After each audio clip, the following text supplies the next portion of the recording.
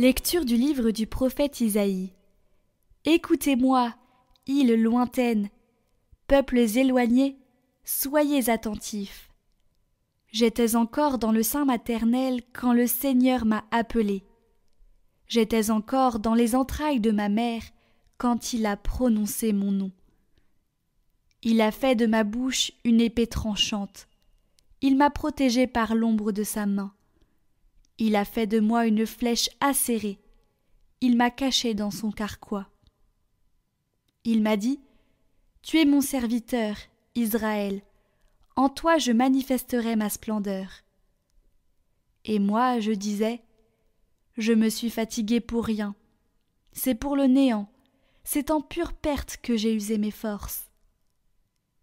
Et pourtant, mon droit subsistait auprès du Seigneur, ma récompense auprès de mon Dieu. Maintenant le Seigneur parle, lui qui m'a façonné dès le sein de ma mère, pour que je sois son serviteur, que je lui ramène Jacob, que je lui rassemble Israël. Oui, j'ai de la valeur aux yeux du Seigneur, c'est mon Dieu qui est ma force. Et il dit : C'est trop peu que tu sois mon serviteur pour relever les tribus de Jacob, ramener les rescapés d'Israël. Je fais de toi la lumière des nations, pour que mon salut parvienne jusqu'aux extrémités de la terre.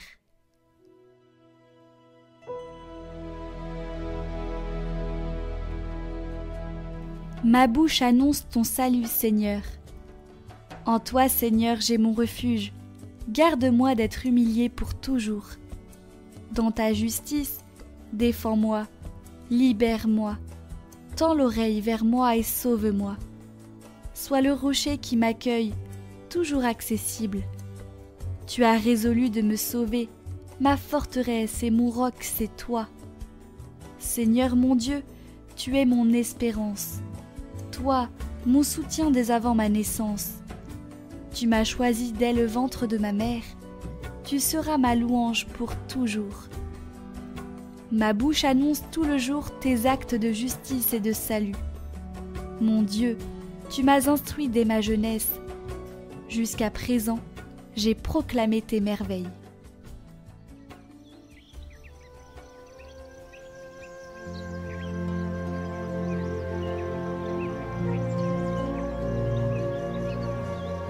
Évangile de Jésus-Christ selon saint Jean. En ce temps-là, au cours du repas que Jésus prenait avec ses disciples, il fut bouleversé en son esprit, et il rendit ce témoignage. Amen. Amen, je vous le dis. L'un de vous me livrera. Les disciples se regardaient les uns les autres avec embarras, ne sachant pas de qui Jésus parlait. Il y avait à table, appuyé contre Jésus, l'un de ses disciples, celui que Jésus aimait. Simon-Pierre lui fait signe de demander à Jésus de qui il veut parler. Le disciple se penche donc sur la poitrine de Jésus et lui dit : « Seigneur, qui est-ce » Jésus lui répond : « C'est celui à qui je donnerai la bouchée que je vais tremper dans le plat. » Il trempe la bouchée et la donne à Judas, fils de Simon l'Iscariote. Et quand Judas eut pris la bouchée, Satan entra en lui. Jésus lui dit alors : « Ce que tu fais, fais-le vite. » Mais aucun des convives ne comprit pourquoi il lui avait dit cela. Comme Judas tenait la bourse commune, certains pensèrent que Jésus voulait lui dire d'acheter ce qu'il fallait pour la fête ou de donner quelque chose aux pauvres. Judas prit donc la bouchée et sortit aussitôt. Or, il faisait nuit. Quand il fut sorti, Jésus déclara : « Maintenant le Fils de l'homme est glorifié, et Dieu est glorifié en lui. Si Dieu est glorifié en lui, Dieu aussi le glorifiera, et il le glorifiera bientôt. Petits enfants, c'est pour peu de temps encore que je suis avec vous. Vous me chercherez, et comme je l'ai dit aux Juifs, là où je vais, vous ne pouvez pas aller. Je vous le dis maintenant à vous aussi. » Simon-Pierre lui dit : « Seigneur, où vas-tu » Jésus lui répondit : « Là où je vais, tu ne peux pas me suivre maintenant. tu me suivras plus tard. » Pierre lui dit, « Seigneur, pourquoi ne puis-je pas te suivre à présent? Je donnerai ma vie pour toi. » Jésus réplique, « Tu donneras ta vie pour moi? Amen. Amen, je te le dis. Le coq ne chantera pas avant que tu m'aies renié 3 fois. »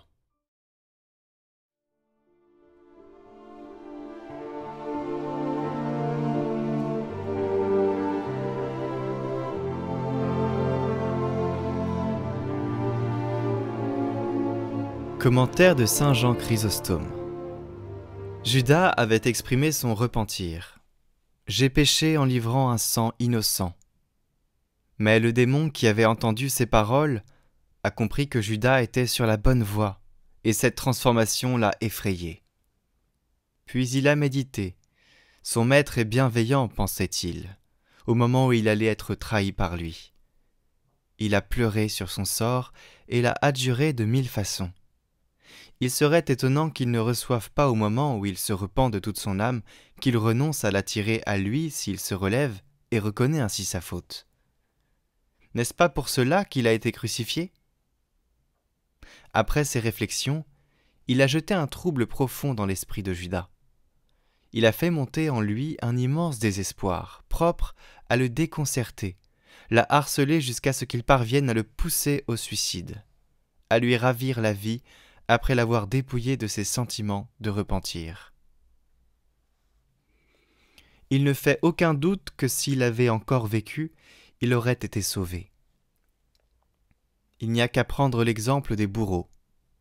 En effet, si le Christ a sauvé ceux qui l'ont crucifié, si même sur la croix il priait encore le Père et intercédait auprès de lui pour le pardon de leurs fautes, comment n'aurait-il pas accueilli le traître avec une bienveillance totale, pourvu qu'il ait prouvé la sincérité de sa conversion?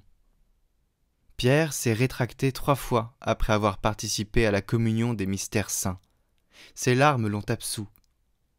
Paul, le persécuteur, le blasphémateur, le présomptueux, Paul, qui a persécuté non seulement le crucifié, mais aussi tous ses disciples, est devenu apôtre après s'être converti. Dieu ne nous demande qu'une pénitence légère pour nous consentir la remise de nos péchés. Votre parcours de carême, chaque jour, proposé par Radio Maria et Catoglade.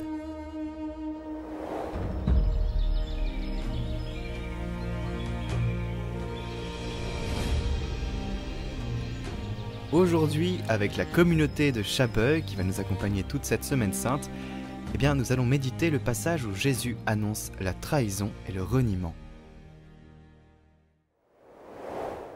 Aujourd'hui, mardi saint, la liturgie nous présente comme méditation l'évangile qui annonce la trahison de Judas et le reniement de Pierre.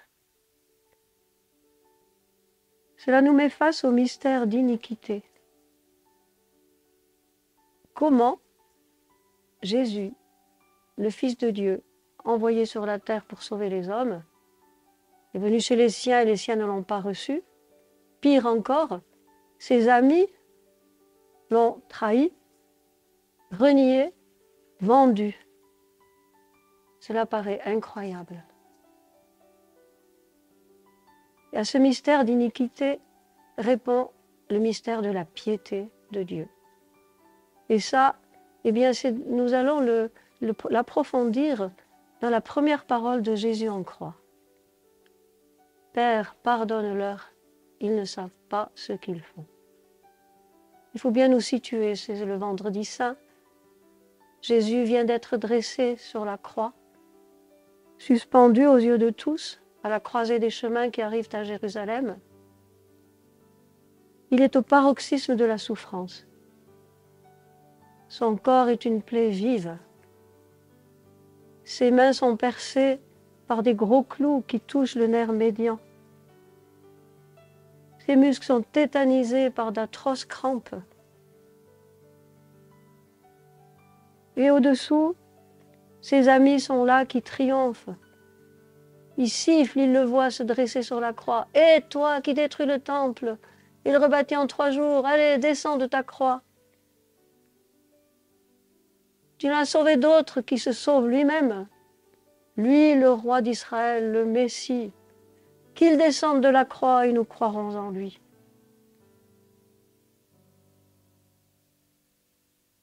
Et Jésus, lui, se taisait, comme un agneau muet conduit à l'abattoir. On aurait pu s'attendre à une plainte, un appel au secours, à la justice de Dieu, comme on en trouve tellement dans les psaumes. Seigneur, juge-moi selon ta justice, honte et déshonneur à ceux qui en veulent à ma perte. Qu'ils soient pris au filet qu'ils m'ont tendu, qu'ils tombent dans la fosse qu'ils ont creusée pour moi. Mais non, il n'est pas venu pour condamner, il est venu pour sauver. Il est l'agneau de Dieu qui prend sur lui les péchés du monde. Le péché, ce mal de l'homme, qui le poursuit partout. Contre toi et toi seul j'ai péché. Ce qui est mal à tes yeux, je l'ai fait. Ce mal que Dieu seul peut enlever. Dieu seul pardonne les péchés. Jésus les prend sur lui et s'offre en sacrifice au Père, lui présentant une réparation surabondante. Comment cette parole résonne-t-elle dans le cœur du Père? C'est la voix de son Fils bien-aimé qui frappe à la porte de sa miséricorde et en déchaîne les écluses. À travers le plus grand des péchés commis par les hommes, le meurtre de Jésus-Christ, Fils de Dieu, de même nature que le Père, est manifesté le mystère de la piété, de la miséricorde. Ce péché est celui qui a été consommé à Jérusalem le jour du Vendredi Saint. C'est aussi le péché de tout homme. Au plus grand péché commis par l'homme correspond dans le cœur du Christ l'acte d'amour suprême qui surpasse tous les péchés des hommes. Là où a abondé le péché, a surabondé la grâce. Se fondant sur cette parole, l'Église n'hésite pas à nous faire chanter dans la liturgie de Pâques « Ô bienheureuse faute qui nous a valu un tel Rédempteur ». Si Dieu est pour nous, qui sera contre nous? S'il n'a pas épargné son propre Fils, ne nous accordera-t-il pas toute grâce avec lui? C'est bien la bonne nouvelle qui retentit du haut de la croix. Quelques jours après la Pentecôte, Saint Pierre s'exclamera « Ce Jésus que vous avez livré et que vous avez renié devant Pilate, le prince de la vie, vous l'avez fait mourir, mais Dieu l'a ressuscité. C'est par ignorance que vous avez agi. Repentez-vous, confessez vos péchés, ils seront effacés. » Et Jésus disait, « Père, pardonne-leur. » Cette parole retentit aussi pour les hommes. Elle a été adressée à Dieu. Mais comme disait Jésus à la résurrection de Lazare, « Je sais que tu m'exauces toujours, c'est pour eux que je parle. » Comment retentit-elle cette parole dans le cœur de Marie? Elle l'accueille, remplie de reconnaissance pour la miséricorde qui lui a été faite d'avance. Elle a été préservée de tout péché. Elle l'accueille aussi comme un appel à pardonner à ceux qui sont en train de torturer son Fils, à pardonner à tous les pécheurs que nous sommes. Comment a-t-elle accueillie par ceux qui étaient présents à ce supplice? Nous pouvons peut-être nous imaginer au cours de la journée, essayer de penser comment l'a accueilli Jean, Madeleine, surtout les deux bandits qui étaient à côté de lui. Et moi, comment est-ce que je l'accueille? Elle a été dite pour moi aussi. Je l'accueille comme une invitation à pardonner à mon tour, certes, mais d'abord comme un appel à recevoir le pardon qui m'est offert.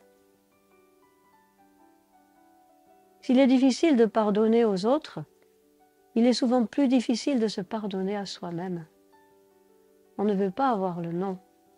On a trop honte de ce qu'on a fait. Peut-être est-ce un orgueil secret qui nous empêche d'avouer notre faute. Des excuses, on en a plein, mais s'accuser, dire c'est ma faute, c'est difficile. C'est peut-être aussi la crainte de ne pas être pardonné, mon péché est trop grand. Un manque de confiance à la miséricorde, péché plus grand encore que celui de la trahison de Judas. En cette préparation à Pâques, le Seigneur m'attend au sacrement de la réconciliation. Il faut que j'aille avec confiance présenter toutes mes fautes, toutes mes misères à sa miséricorde pour guérir et devenir à mon tour instrument de sa miséricorde. Il me fera part aussi de la joie qui est au ciel pour tout pécheur qui se repent.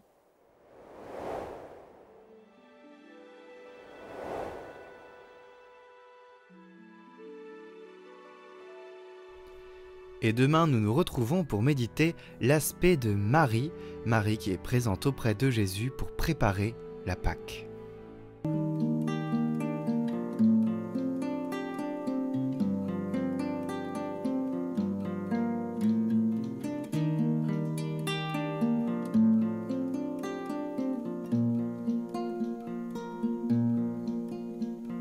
Je n'ai pas le cœur fier, ni le regard hautain.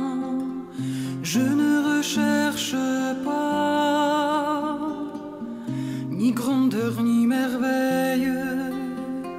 Je suis comme un enfant que l'on prend par la main. Je suis comme un enfant que l'on prend par la main. Me voici, ô mon Dieu, pour faire ta volonté. Non pas ce que je veux, mais ce que tu voudras. Me voici, ô mon Dieu, pour n'être plus qu'à toi. Me voici, ô mon Dieu, pour n'être plus qu'à toi.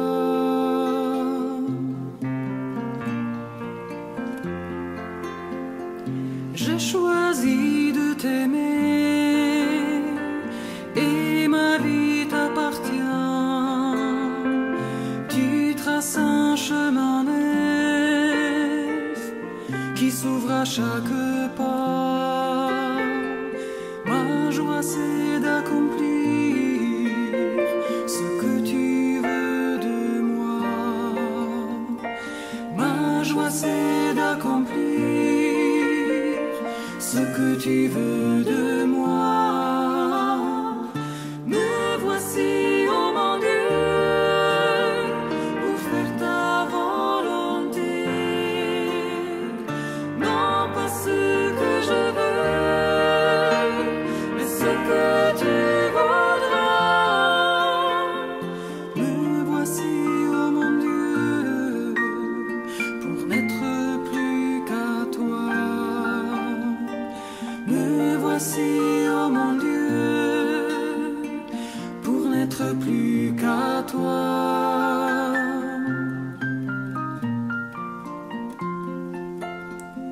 Comment jour après jour garde pur son chemin. Ta parole est pour moi comme un pain pour la route et de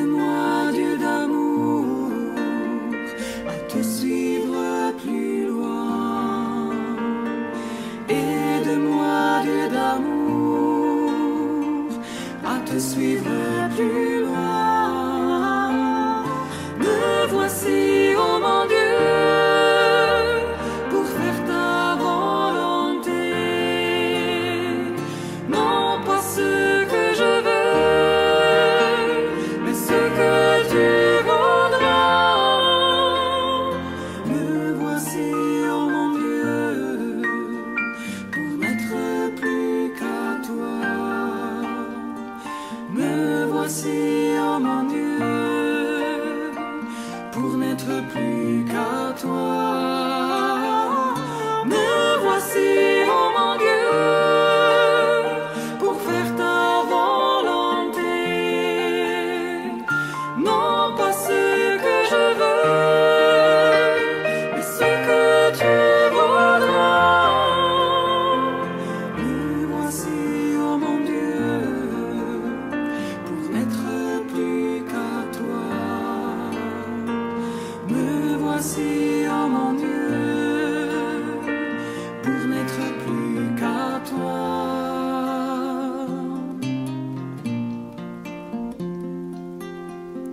Tu es la vérité, le chemin et la vie. Si je m'éloigne un jour, Seigneur, appelle.